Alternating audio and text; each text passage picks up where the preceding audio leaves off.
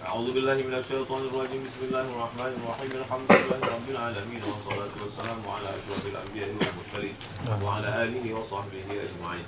اللهم أوصل ثواب ما قرأناه من سورة الفاتحة وسورة الإخلاص والمعوذتين وبعض سورة البقرة وما حللناه وما سبحناه وما كبرناه إلى المرحوم شيخنا الفاضل أبي فلوكادي وأصوله وفروعه وجميع العلماء الآمرين والصوفيين والمفسرين والفقهاء والمحدثين.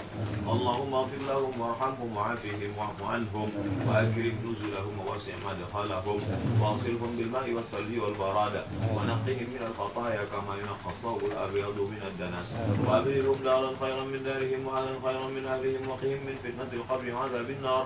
اللهم لا تحرمنا أجرهم ولا تفتنا بعدهم واغفر لنا ولهم ولإخواننا الذين سبقونا بالإيمان ولا تجعل في قلوبنا غلا للذين آمنوا ربنا إنك رؤوف رحيم. اللهم اجعل قبورهم روضة من رياض الجنان لا تجعل قبورهم حفرة من حفر النيران. اللهم اجعل أهلهم من الصابرين الذين إذا أصابتهم مصيبة قالوا إنا لله وإنا إليه راجعون. أولئك عليهم صلوات من ربهم ورحمة وأولئك هم المهتدون.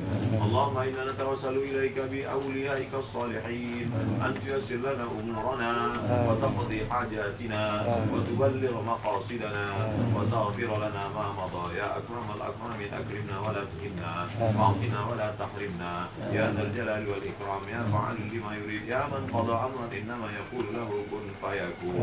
اللهم أنزل الرحمة والسلامة والبركة على هذه الجماعة وخصوصا على صاحب هذا المعهد العظيم.